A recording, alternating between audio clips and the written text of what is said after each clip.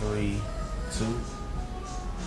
And welcome back to Wake Up Call. We are every Thursday we find ourselves in the wine cellar of Whispering Vine, and we're shooting out of the location on South Virginia Foothill Road, just right off of South Meadows Parkway. There's also, of course, the Whispering Vine at Mayberry Landing at West McCarran.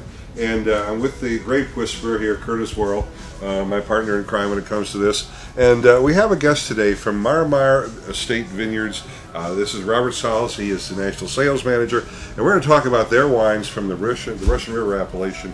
And I guess first thing, why don't you talk a little bit about Mar and who they are and where they came from? Well, Mar Estate is owned by Mar Torres. Mar Torres originally came from Spain. Her family, Mar is 7th generation from the Torres family, which is of the Torres Spanish Wine Company.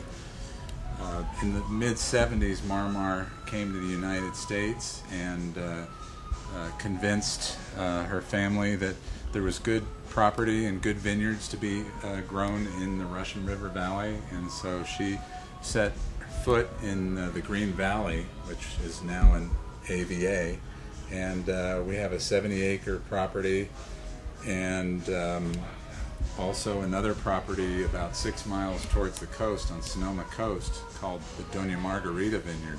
The property at the winery is the Don Miguel Vineyard, both vineyards named after her parents, Miguel and Margarita. And you're also an organically grown. You're right. We're certified organic. And that means, why don't we give folks a little bit of, it's a little more work and it's a little more effort on the part of the winery. A lot more work actually, yes, and a lot more generous to the earth.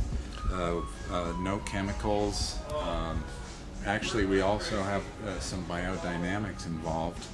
But organic property just means a little more layer of flavor in the wines. The wines that you will taste today have serious weight and balance and lots of fruit extraction. And this is a Chardonnay. Yes, this is actually the Acero Chardonnay. Acero in Spanish means steel.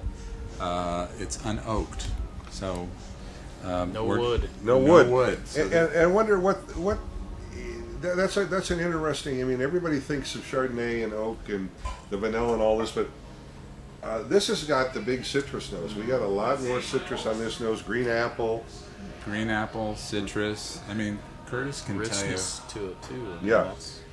There's a rising popularity, and I think you'll agree with me, in unoaked Chardonnay. Unoaked's huge. I mean, it's surprising how much unoaked Chard we sell.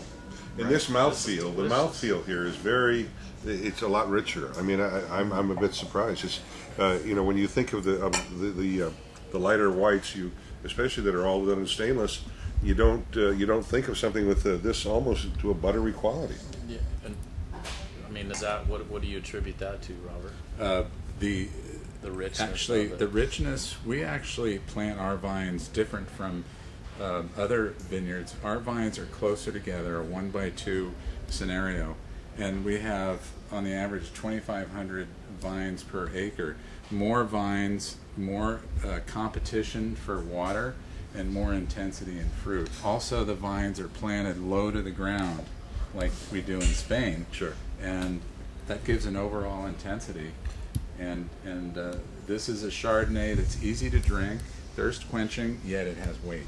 What is an interesting study in the agriculture, and that is that because there is kind of a competition for water, as you said, that would mean that the extractions are going to be much richer, and there's more concentration to them. Yes, exactly. You know, and that's what it's all about. The concentration of the extraction from the wine is really what is the beginning of what the flavor profile begins. This is an excellent wine. Yeah, it's delicious. And I don't know the last time I've had a non-oaked Chardonnay.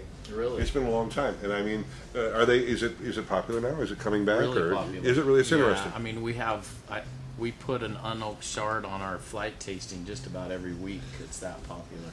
And why are they not oaking it? Let's answer that question. Well, people are looking for the alternative to the big buttery California and oak palm. the big vanilla thing. Yeah. Well, that's it. Sometimes the oak overpowers the actual Chardonnay fruit. What you're tasting here is the essence of Chardonnay. Right.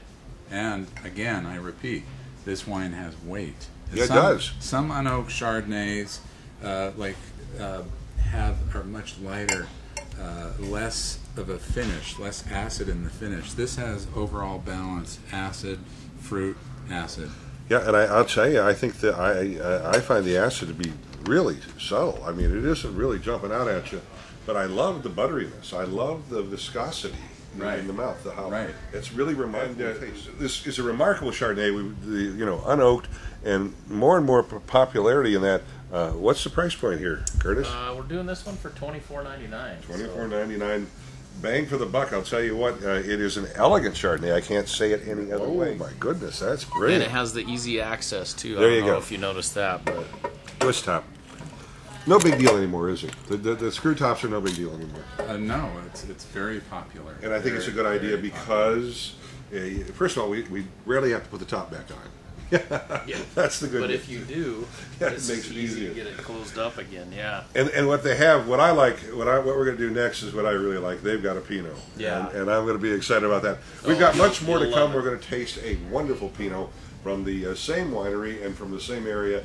And it's going to be delicious because I've already had a sneak sniff, as they say. Stay tuned and stand by. It's Loaded TV, zooming around the world from the biggest little city, Reno, Nevada, on Wake Up Call. I'll be back right after this. Boom.